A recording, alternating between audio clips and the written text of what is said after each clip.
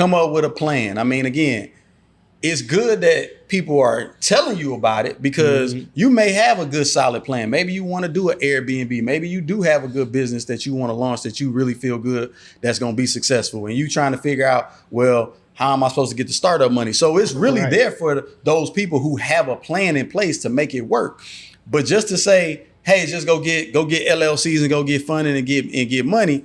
Yeah, it don't work like that.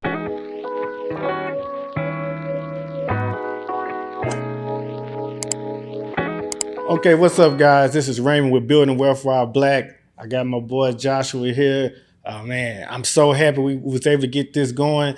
Man, this guy right here been dropping great videos, sharing great information, good information. If you are an entrepreneur, anyway, you're trying to hustle and build multiple streams of income, this is your guy right here, you know, to give you much information. So I'm just let him introduce himself, tell a little bit about himself, a little bit about his channel, and, you know, go from there, man. I appreciate that, Raymond. So, again, my name is Joshua Minott. I run a YouTube channel, Hustle a Million, where I'm trying to teach all things finance, let everybody know exactly how you can get to some extra money if you're looking to get financially free, exactly the steps you need to do to get it. So whether it's rebuild your credit, using credit cards, getting businesses, all of that will be discussed on my channel. Anything that I can do to help the people, you know, find their freedom the same way I did.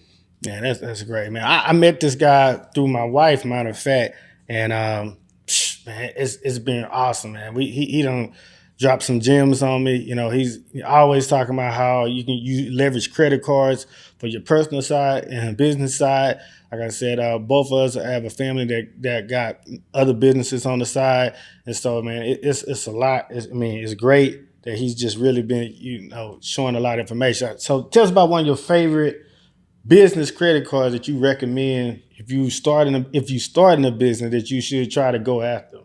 Well, personally, I'll be honest with you, I love Chase. So Chase is my go-to, and I actually started on the personal side. So I always tell people, you don't have to jump right into getting business credit cards right away. You can start building it on the personal side because they come with some great benefits too. The main thing you want to look for is 0% interest. Right. When you applying for a card, I want 0% interest for at least a year. That way it gives me same as cash, so I can have time to flip the money, do what I need to do, and then make the money and give them their money back at the end.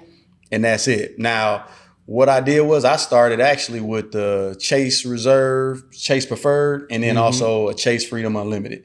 Those were the two that I started with on the personal side before I even got into the business side. But right now, Chase got some great business cards. Like they got the Ink Preferred, Ink Cash, and the Ink Unlimited. Right. And together, they make a hell of a trio. Oh, that's great. Because, like, honestly, man, because, like, I'm going to keep it real with people. Because a lot of times people don't talk about this because people talking about getting business funding. I can get you all this funding. But you mentioned something that's real key is interest. People don't talk about what's the interest. And like you said, you recommend these credit cards that have 0% interest at least for a year. Well, like you said, that's same as money. But if you're getting all this funding and it's charging you all this interest, it's not the same. And a lot of times people don't try to slide that on you. So I'm looking out for my Building Wealth While Black family. Don't let nobody slide that on you talking about they can give you funding, but they ain't talking about the interest. They ain't talking about make sure that you got a real business, like how you gonna pay that back. I don't care if it's a credit card, if it's a line of credit, you have to pay that back regardless if it's personal or a business side. Yes, I own a business. You can get more funding from the business side than you probably can get from your personal side. But at the end of the day, you still have to pay that back. I don't care if you got whatever LLC you got up over it. Somebody's up under LLC. That's probably you, and you're gonna have to pay it back unless you really take the time to learn. I'm glad you're talking about these 0% credit cards where you can leverage for a while and use that money and then pay it back before that 1 year. And obviously you're not losing nothing. So man, that's like for me, I always say, don't take it if you can't make it. Oh, that's right. A good one. Like at the end of the day, everybody over here telling you all type of ways how to get funding. Oh, do this, do that. I can get you 30, 50,000. You owe that money. It's not free. So you're going to have to figure out how to take that funding and flip it and then pay the bank back their money with interest. Now, if you can't do that, you got no business on taking their money. Right. So at least with the 0%, it gives you time. You don't have to worry at least on the interest, but you still shouldn't be using that if you Right. don't know what you're going to do with it. At the end of the day, funding is for people who actually know what they're going to utilize the money for to make it make money. Right. That's what it's all about. And you That's need true. to understand the terms of your loan. Like, I'll be honest with you. I get, requests all the time to say, hey, we want to give you this kind of money. Right. We want to give you $100 grand for this. If I don't like the terms of the loan, I'm not taking the money, because at the end of the day, if the terms don't fit my business structure, Right. I'm not taking it. I could tell you from experience, people, like, man, ever since we had our LLC and had our own business, I swear I get text messages, I get emails. You're like, how these people even get my information? They blasting me, hey, you want a line of credit? I tell you, people's out there are a lot of companies out there that's trying to give you money, but it's not the right money, because it's a lot of interest to go along with that. And then, like you said, if you don't have a real business that can pay it back, I don't care if it's, like you said, like you mentioned something that's true. I don't care if it is 0%.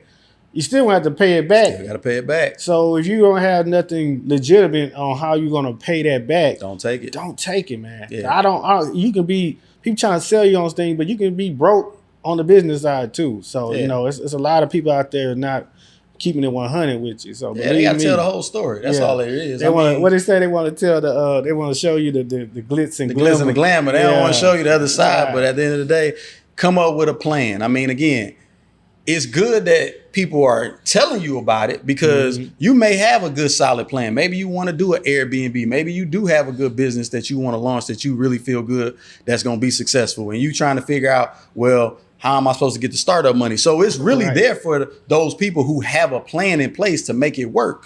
But just to say, hey, just go get LLCs and go get funding and get money.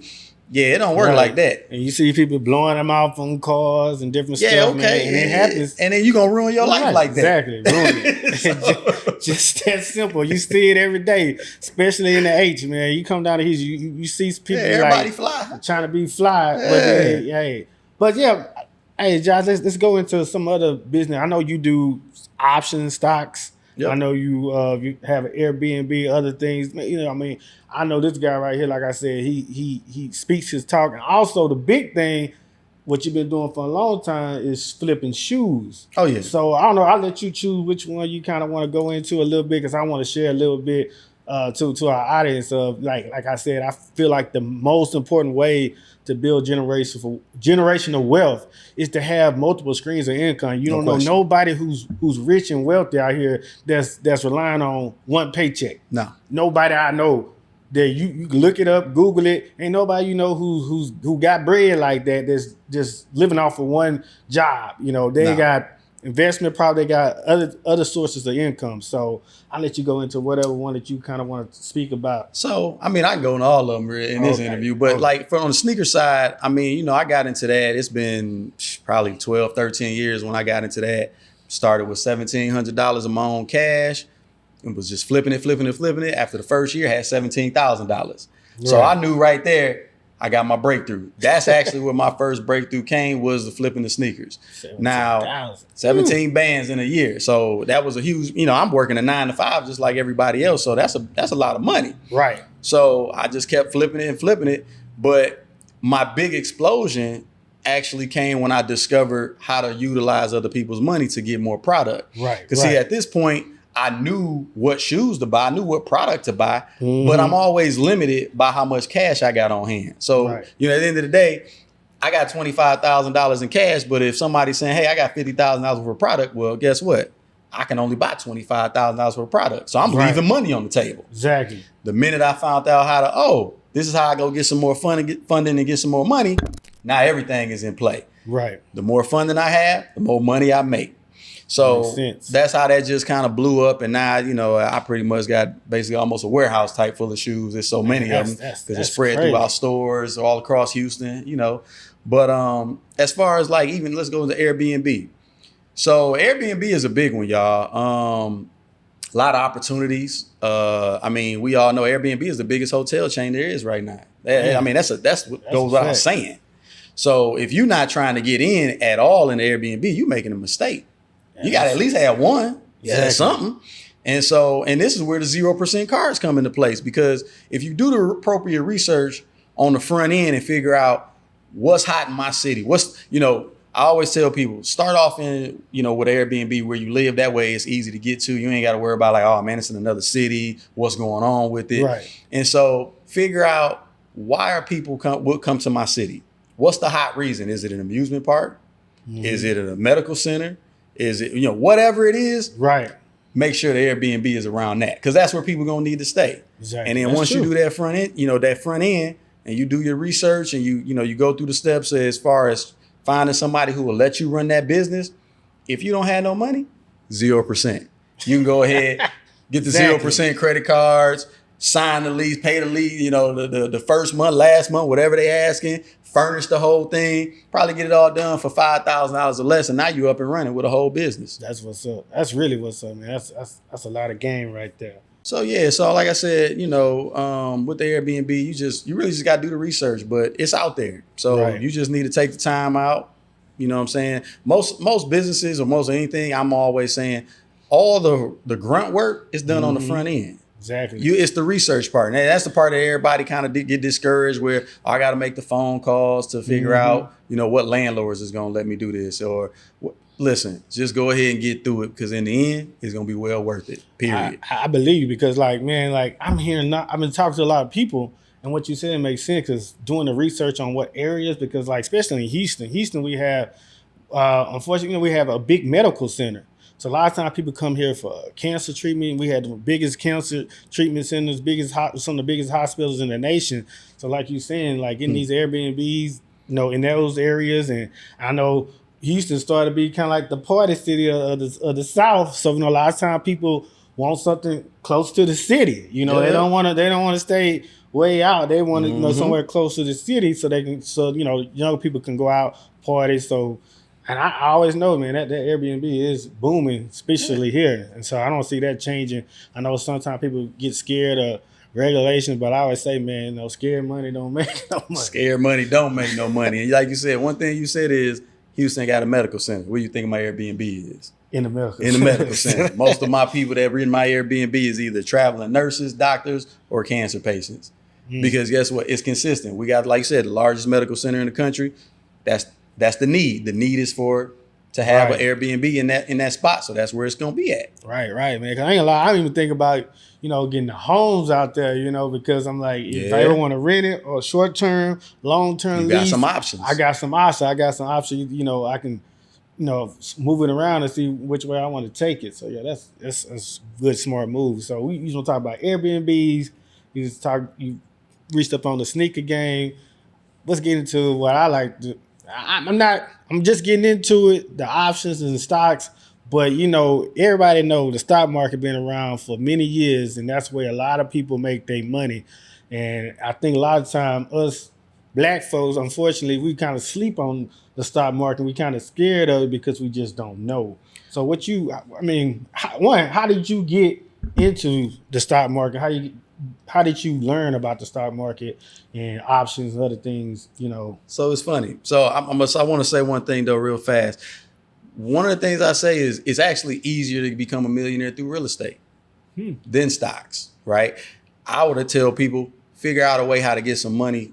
Don't just put all the money in stocks unless, again, I can tell you where to put the money. Right. But if you want to get to some real money, focus on real estate first or some other type of business. And then once you start getting profits from that, then you get over into stocks. But I actually got into stocks during the crash, the financial housing market crash, way back in the day. I was working a regular 9-to-5 job at the time, and me and my homeboy, and that's who I do stocks with every day now, we were like, yo, we need to figure out what's going on here. Mm-hmm. Like, I watched my mom's 401k lose half its value, like in a matter of, a blink of an eye. And I'm like, dang, man, what's going on? I'm like, but, it must be some opportunity here. We need to figure out how to work stock. So we kind of got on the journey back then to figure out like what to buy, what we need to be looking for at X, Y, and Z. I left it alone for a little bit because, again, with stocks, you can start and you can build it up. And I tell people, if you don't have nothing else, you still need to put some money in it. You can just buy some ETFs, you know what I'm saying? And at least get yourself that 8 to 10% annual return if you don't have nothing else. But for me, I was still looking for the big home run play, and I knew it wasn't that. So I was still looking for, I need some real money, and then Right. I come back to it. So I really got back on the stocks. I pretty much was stacking my money with shoes because I was waiting for another crash. Right. So when COVID hit, it was all gas, no brakes. I already knew what to do. So called my guy up. I said, yo, look, it's time. Right. We've been waiting. So I dumped everything I had in the shoes into the stocks. And as far as the options, we didn't really learn options until a few years ago. Like I said, I knew, like, okay, it's easy to buy stock. When you see a blue chip company down, right, it ain't going nowhere. When Apple go, 20, 30% off, it's time to buy. Right. Like, nobody need to be able to tell you that. When Amazon is down like that, right, that's opportunity cost. You know what I'm saying? Like, it's going to come back. It's going to come back up. These are companies that are not going nowhere, and they make money in lots of it. That's what you're looking for. Exactly. Right. So the easy wins. That's the easy wins. There's no reason. You don't need to go identify the next Apple in its infancy stage. Right. Just buy Apple. Right. Period. So for me, that was the easy part. But then, I'm watching and I'm seeing people like, I'm making all this money with options. And I'm like, hold on, what is all this about? So, we went on, me and my guy said, hey, we need to figure this out. Right. We actually started with doing little small options, $5. Like, if I lose $5, I don't care, $5, $10. Right. But it got us to see the mechanics of it, to figure out everything and what was going on with it. And we do options a little different. Like, most people who teach options teach you how to buy calls and buy puts. They just want you to buy the contracts. The reason why is because the entry for that is a lot smaller. You only got to have a couple. You can have $100 and go buy a contract. That's what I be doing. Right? You see what I'm saying? So, of course, when you dealing with an audience that, hey, everybody don't have money like that, but you want to get them involved, this is the part that you teach because it's the easiest way for them to get in. Mm-hmm. We actually figured out a way how to play the other side of the table because that's what people don't understand. Right. When you have a contract, when you're doing options, it's a contract between you and somebody else is on the other end of the contract. Right, because I always wondered that, and I know me and you sat down, you broke it down, you broke it down with me, and I got it somewhat, but it's just amazing how people leave out, like you said, they give you part of the play. They don't give you the whole pie. And you're like, it's one of those aha moments. So yeah, I go into that because when you broke it down to me the other day, I'm like, man, this seems even better than buying options. Oh yeah, well, the way I do it is because it's less risky for me. So when you buy a contract, like I said, you buying the contract, that means somebody's selling the contract on the other end, right? So they playing the other direction.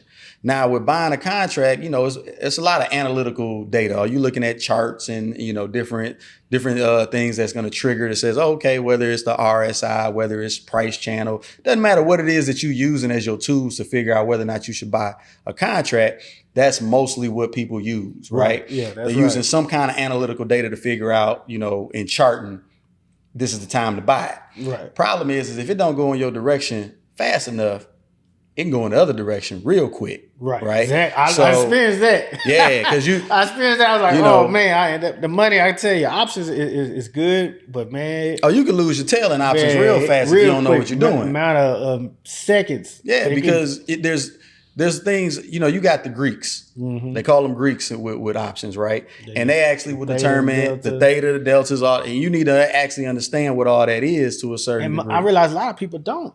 No, they don't. They just taking plays and they don't understand. Like, for example, theta is time decay. There's time value to option contracts every time you take it out. So guess what? When you take the shorter contracts, if it don't start moving in the direction that you're betting on fast enough, theta will kill the contract because it's like, it's getting close to expiration. It's time to start making this contract less valuable because it's not getting to where you chose it to go. Mm-hmm. So you got to understand that. And so on the other end of the table, guess what? Time is not on your side when you're buying contracts. It's on your side. It's on my side when I'm selling contracts. That's for sure. So, but the problem with the way I do it is you got to already have some money, right? Because what I'm doing is I'm leveraging the margin or like the credit line I have available to me to sell the contracts. But see, I don't have to take no contracts that expire this week or next week. I can go months out and then I get paid. So what happens is I'm selling the contract, somebody paying me. So money is hitting my account immediately right now. And then I'm waiting for the contract to devalue. And then when it devalues enough where I feel like, okay, I made enough money on it, I buy the contract back. So I'm working the other side of the table, less risky. And that's amazing. I'm glad you. We gonna have to have a second. We gonna have to have a second interview just on the other side of option, because I swear you can go on the internet. You ain't gonna find nobody talking about that. Josh right over here is giving you some game that you never hear nobody talking about. Everybody gonna tell you about the buying play, but nobody tell you about the selling, the back end side. Because you might not have the money now, or you might not have the credit lines to leverage it. One day you might. But one day you might, and you didn't even know that was even part of the game. You just sitting over here still buying contract when you could be selling. Absolutely. Buying options. I'm just saying, man, it's a lot of good information out here, man. We definitely gonna have to do a follow up on that, because I ain't gonna lie, acting like I fully get it all. So I'm gonna do a second interview just so he can just teach me even more. But teach like I said, I want to be the information plug. That's my goal. Is whatever I learn, I want to spread it to the masses, all my community, so we won't be left behind, because the gap is getting further and further. It's getting wider, man. And I want to help try to close the gap, so we won't be behind and not knowing a lot of information out here that we can know to build this generational wealth, man. Absolutely. I'm trying to think of, man, you don't drop a lot. I don't want to give too much game away right now, because I want y'all to come back and watch, Josh here. Like I said, we're going to be on the channel multiple times. You want to do maybe a Zoom or live one day? Yeah, whatever, cool, man. Listen, I'm always available, So, we have to set some things up, man, because like I said, make sure you go watch his video. And this guy been dropping. I have not been consistent. I'm sorry, my BWWB fans, my family. I'm sorry, I have not been consistent, but I'm going to be consistent. And this guy right here been consistently dropping a lot of gems, great content. So make sure you watch Hustle Million. And I swear, man, I'm going to have the link in the bio, link in the description. So make sure you guys go and watch his channel, because he's dropping a ton of great information that, it doesn't matter what you're trying to do. If you're just trying to build a little side income, or you're trying to work on your credit. If you already got your personal credit good, you're trying to work on your business credit. Like I said, he's steady dropping great information. We ain't even touch AI. This guy got some AI stuff he's working on, which I don't let him. You have to watch his videos to learn about that. Yeah, but it's coming. He's doing some stuff with AI. I might have to steal from him, So definitely, man. This has been a great interview, man. It's a pleasure to get you on the podcast, the YouTube channel. So like I was saying, I'm gonna tell everybody, make sure you like, subscribe, hit the notification bell. Make sure you watch us on YouTube. Make sure you watch his channel, Hustle Million, and make sure you listen to the podcast. I forget that I also uploading all these interviews on my podcast platform, which is Building Wealth While Black podcast as well. So make sure you do that. And if you ever, also I want to shout out Brittany. If you're ever in Houston, we're using her studio here, Elevated Created Studios. So man, here downtown Houston, if you ever in Houston and need a nice location to have a event, or shoot your own podcast, whatever, hit us up. We can put you in contact. I'll put her information also in the description. So, that's it, man. Peace, man. I'm like I said, it was a pleasure, man. I appreciate you having me, man. I'm glad I got you on here, man. He been hitting me up, and we trying to get this together. And like I said, but we finally got together, and we definitely going to keep dropping some stuff. Like I said, that the other side of the options, make sure you watch that. Yeah, man, I know you need to do that one on your channel. I need to, man. Yeah, I mean, and it's funny because, I've been debating, like, do I even, even really go into this too much, right? Because, it's kind of like that hidden gem, but again, the fact that there's a threshold that you even need to be at to enter it is kind of like, well, this is going to be only for a select few members. So it actually might be one that at some point, maybe, in an ebook or something like that. Exactly. It's definitely a hidden gem, y'all. So I'm definitely, like I said, we're gonna keep it coming with some more information. Like I said, we might link up and do some other videos and other maybe live stuff. So it was a pleasure. So man, I just want to say peace out to my Building Wealth While Black family. To make sure you watch another one later. Peace, y'all.